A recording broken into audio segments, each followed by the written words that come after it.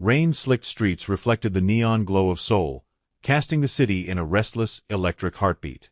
The night was alive with the hum of motorcycles, the chatter of late-night diners, and the distant wail of sirens. But in the shadows, another kind of life pulsed. One marked by power, fear, and blood. At the top of a sleek black skyscraper overlooking the Han River, the boss surveyed his domain. Known to few outside his circle, he was a man who commanded respect through whispers and threats, a figure whose presence alone made the underworld quake. But tonight, something gnawed at the edge of his carefully constructed control. A slip, a mistake, that could cost him everything. Down below, a flash of movement drew his attention. It wasn't unusual. Seoul was alive with people, but something about the figure made him pause. She moved with intention, camera in hand, eyes scanning the world as if she were trying to catch its heartbeat. A photographer. A black woman with hair the color of midnight and skin that glowed under the neon lights, completely unaware of the storm about to descend. His phone buzzed. A single message. Hit confirmed. The hitman's words were mechanical, cold. Another rival, another symbol to erase from the streets. But when the shot rang out, it wasn't the man with the logo around his neck who fell. It was her. The bullet found the photographer in a quiet alley, tearing through the air before grazing her shoulder and knocking her into the wall. She cried out, clutching her pendant, a delicate piece, simple, engraved with a logo identical to the target's. She hadn't meant to wear it that night. She hadn't meant anything, really. She just liked its shape, its symmetry. Fate, cruel and ironic, had decided for her. The boss's blood ran cold. He didn't flinch at violence, didn't hesitate at death, but seeing her there, trembling, the realization of his mistake cut sharper than any knife. "Get her out," he said, voice low, deadly. Now. Chaos erupted. His lieutenants didn't understand. A rival had been marked, and yet he diverted his resources to save a stranger? Whispers spread like wildfire. Loyalty in their world was measured in obedience, not compassion. But the boss didn't care. She was alive, and if she died because of him, he would have nothing left to command. On the street below, she staggered as the rain mixed with the blood on her arm. She had barely caught sight of him.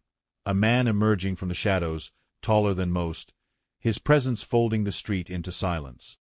He caught her, steadying her as though she weighed nothing, and for a moment, all the noise of the city faded. "Are you okay?" he asked, his accent soft, careful. His eyes, sharp as knives, held an unusual warmth when they met hers. She nodded, too stunned to speak, her heart pounding from the bullet, and from the surreal reality of being rescued by a man she didn't even know. He helped her into the car, a sleek black vehicle that seemed more predator than transportation. He drove without speaking, the silence between them thick but strangely comforting. He could feel her eyes on him, the subtle questions forming, but he didn't answer. Not yet. Words would come later, when the world outside wasn't trying to kill her. By the time they reached the safe house, the first signs of dissent had already started within his syndicate. Phones buzzed with messages, men arguing over loyalty and orders, knives metaphorical and real flashing intense debates. He ignored them. Inside, she finally found her voice. Why me?" she asked, her voice trembling. He paused, studying her. "Because you're alive. And I intend to keep it that way." She blinked, trying to make sense of the situation. Her life had gone from ordinary to extraordinary in the span of minutes, and yet there was something in him, something dangerous, magnetic, that drew her in. "You don't even know me," she said, though her words lacked conviction. "And yet I already do," he replied, almost too softly to hear. "You survived because you were supposed to. I can't explain why, but I will make sure you stay alive." Over the following days, the tension inside his organization escalated. Every ally became a potential traitor, every shadow a spy. But outside that storm, in the quiet corners of the safe house, something fragile began to bloom between them. She was a photographer, a chronicler of life, and he had lived it from the top of the pyramid, surrounded by death and power. Their worlds shouldn't have intersected, and yet here they were, two people who had nothing in common except the sheer absurdity of fate. He watched her as she examined her pendant, tracing the engraved logo with her fingers. "Why did you wear this?" he asked one night, unable to hide the worry threading through his voice. It was just something I liked," she admitted. "I didn't know it meant anything." "It almost cost you your life," he said, his voice low, raw with tension. "And now, because of it, everyone who wants my position might want you dead too." She looked up, meeting his gaze. There was fear there, yes, but also something else, a growing trust, a connection neither of them had expected. "I don't understand," she whispered. "Why are you doing this?" "Because if you die, I lose everything," he said simply. In that moment, the world outside, the violence, the betrayal, the Mafia wars, faded. There was only the space between them, charged and electric. He couldn't tell her everything. He couldn't tell her the danger, the darkness lurking in every corner of his empire. Not yet. But he could protect her. And he would. She stayed awake that night, listening to the city hum outside, the distant rain tapping against the windows. She felt an unfamiliar stir of something warm and protective, something unspoken that drew her closer to the man who should have been her killer but had become her savior. For him, watching her sleep, it was a moment of clarity. He had built his empire on fear and control, but this fragile, defiant life, was worth more than all the territory, all the money, all the loyalty in the world. And he would fight, against his own men if he had to keep her alive. Outside, the city of Seoul continued to pulse, indifferent to the battles being waged in shadowed streets and hidden rooms. But inside that safe house, a different kind of war had begun, a war for her life, for his soul, and for the impossible possibility of love in a world built on violence. And neither of them knew yet that surviving this night would be only the beginning. The safe house was quiet on the surface, but beneath that stillness, the city's chaos had followed them. Phones vibrated relentlessly, men whispered and plotted, and somewhere in the shadows, knives were sharpened, both literal and figurative. His decision to save her was a betrayal in the eyes of his own men, and the backlash had begun. He paced the room, eyes flicking to the window where neon lights smeared across the rain-streaked glass. Outside, Seoul continued its indifferent pulse, but inside, the world had narrowed to one unshakable truth. She was alive, and nothing else mattered. "You can't keep her here forever," one of his lieutenants finally said, voice tense. "The syndicate will tear itself apart if we let this continue." "I don't care about the syndicate," he said, his tone flat but dangerous. "She stays." End of discussion. The words were met with stunned silence. In his world, hesitation or doubt was weakness, and weakness was fatal. Some of them had expected him to choose loyalty to power over life, and now the room had fractured into quiet murmurs of dissent. Meanwhile, she was trying to make sense of it all. Her life had never been glamorous, but she had a rhythm, camera in hand, stories to capture, life unfolding frame by frame. Now her world was reduced to this man who had saved her life, whose presence filled every corner of the room, whose dark eyes seemed to follow her every move. I can't stay here," she said quietly, sitting on the edge of the sofa, fingers twisting the pendant around her neck. "You have no choice," he replied, his voice steady but soft. "Not until it's safe." She looked up at him, and for a moment, the anger and fear that had driven her to survive were replaced with something unfamiliar. Gratitude, admiration, and a slow, cautious trust. "You don't even know me," she whispered. "I know enough," he said, sitting across from her. "I know you're alive. That's all I need to know right now." Days passed in a tense blur. Every movement outside the safe house had to be calculated, every contact scrutinized. He moved through the shadows of Seoul like a ghost, orchestrating the delicate balance between survival and retaliation. Men who had once been loyal to him were now questioning every decision, whispering of coups and assassinations. Some had already begun to defect, aligning with rival factions eager to take advantage of the chaos. Through it all, she stayed close, learning to navigate the treacherous edges of his world while trying to maintain a semblance of her own identity. She photographed the city from the rooftops near their hideout, capturing its beauty even as it threatened to devour them. And in those quiet moments, when the danger was far enough away to breathe, she began to understand the man behind the ruthless reputation. He wasn't just a boss. He was a protector, a strategist, a man who had built his empire on fear but was willing to risk it all for someone who had done nothing but wear a pendant. "You shouldn't have done this," she said one evening as rain hammered the windows, their reflections overlapping in the glass. "Done what?" he asked, though he knew exactly what she meant. "This," she said, gesturing between them, the space charged with tension. "Risked everything for me." He studied her, and for the first time, the hardness in his expression softened. "Because you matter," he said simply. "More than anything else I've built. More than power. More than fear." Her chest tightened. It was an unexpected confession, not the one she had anticipated from a man of his world, yet it made sense in its own way. She didn't know if she should step closer or run, but something inside her urged her forward. The civil war inside the syndicate was escalating. Men fought for power, alliances shattered, and the streets of Seoul became a battlefield. Every rival in the city sensed weakness, and every betrayal could mean death. He moved like a general through this chaos, balancing strategy and instinct, keeping the fragile thread of her life from snapping under the pressure. One night, he found her on the rooftop of the safe house, staring at the city below. The rain had stopped, leaving the streets shimmering under the neon glow. "You shouldn't be out here," he said, approaching quietly. "I needed to see it," she said. "The city, it's alive. Even with all the chaos, it's alive." He stood beside her, the space between them charged with unspoken tension. "And you? Are you alive?" She looked up at him, and something flickered in her eyes. Fear, yes, but also a fragile hope. "I am," she said softly. "Because of you." For a long moment, they just stood there, the city sprawling below them, the storm inside and outside a reflection of their shared reality. In that silence, a bond formed, not of convenience or obligation, but of something deeper, something unplanned and unstoppable. He reached out, brushing a strand of wet hair from her face. "We'll get through this," he said. "I promise. No matter what it takes, I'll keep you safe." "I trust you," she whispered, and the words hung between them like a fragile shield against the world.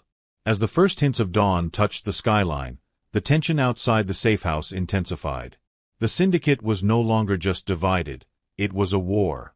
And every decision he made could tip the balance. Yet inside, in the quiet moments shared with her, he found clarity. He knew what he was fighting for. She was not a target. She was not a symbol. She was a person, a life that had become entwined with his, a light in a world he had long thought consumed by darkness. And somewhere in that storm, amidst betrayal, bullets, and neon shadows, love began to bloom. It would not be easy. Survival was never easy in his world. But for the first time, he realized that some things were worth every risk, every enemy, every drop of blood. Some things were worth building a world around, even if it meant fighting against everything he had ever known. And he would.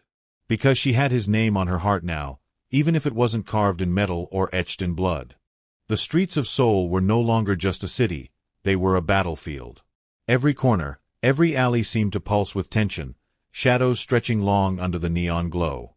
The civil war inside his syndicate had reached a fever pitch. Former allies now wore the faces of enemies, and the scent of betrayal hung thick in the air.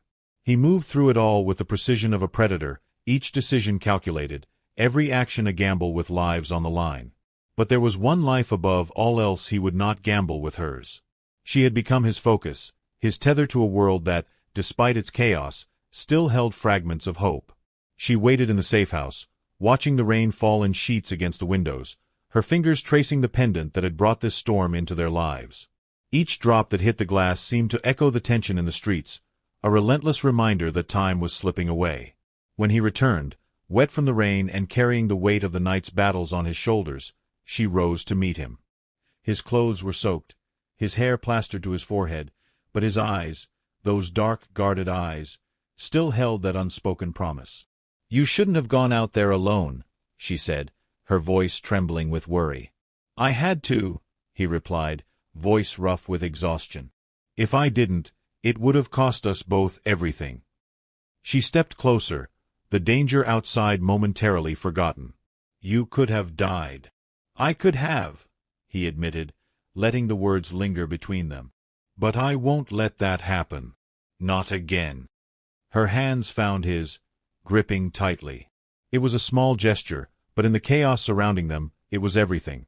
A lifeline, a declaration, a shared heartbeat in the storm. Outside, the city erupted in gunfire and screams. The final battle within his syndicate had begun. Men who once served him without question now sought to take it all from him, driven by ambition and rage. But he was ready. Years of navigating this world, of balancing power with fear, had prepared him for this moment. He led her to a hidden room in the safe house, one of the few places he trusted completely. "Stay here," he instructed. "Don't come out, no matter what you hear."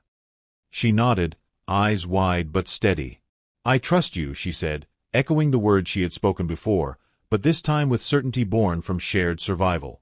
He kissed her forehead briefly, a fleeting gesture, tender and protective, and then vanished into the chaos outside. The battle was brutal. Gunfire echoed through the streets, the wail of sirens and the roar of engines creating a symphony of violence.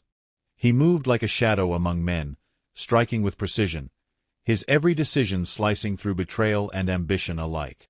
Allies who had doubted him fell into line, or into the darkness of the streets. And all the while, he kept the one truth clear in his mind: she had to live. She could not die because of his mistake. The thought of losing her, after surviving everything else, was unbearable. Hours passed, though it felt like days. Sweat and blood mixed, dripping into the puddles on the asphalt as the battle reached its climax.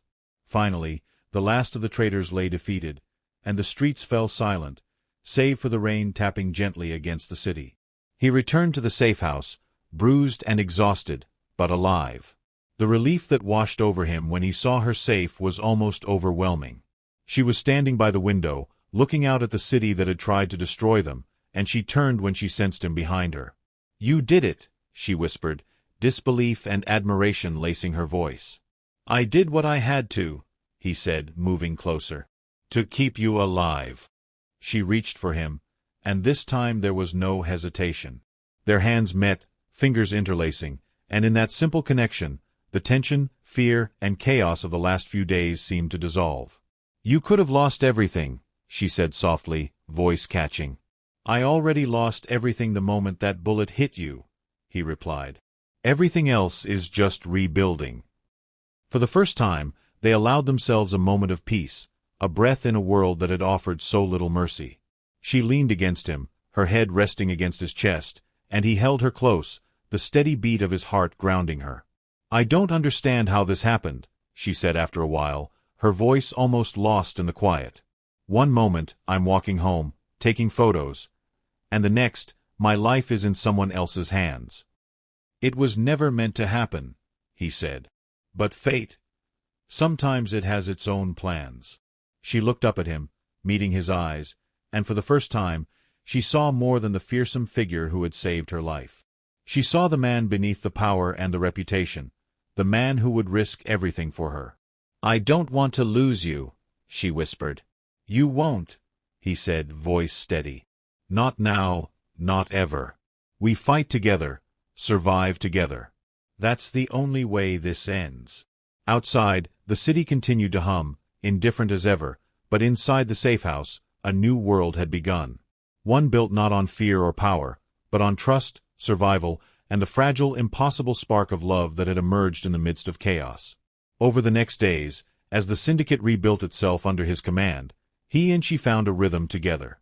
She photographed life, capturing moments of beauty in a city that had almost taken her from him.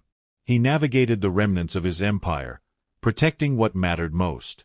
And in the quiet moments, when the neon glow of soul reflected in their eyes, they allowed themselves to dream of something more, something ordinary, something peaceful, something belonging to just them.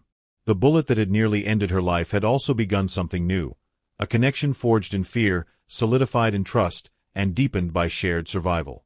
They had come through the storm, scarred but stronger, and for the first time, he allowed himself to hope. Because amidst the violence, betrayal, and chaos of the city, they had found each other. And in that, they found a reason to believe that love, real, enduring, unshakable, was worth every risk. No pendant, no bullet, No civil war could change that. And together, they would face whatever came next, hand in hand, hearts entwined, in a city that had almost destroyed them, but ultimately had given them each other.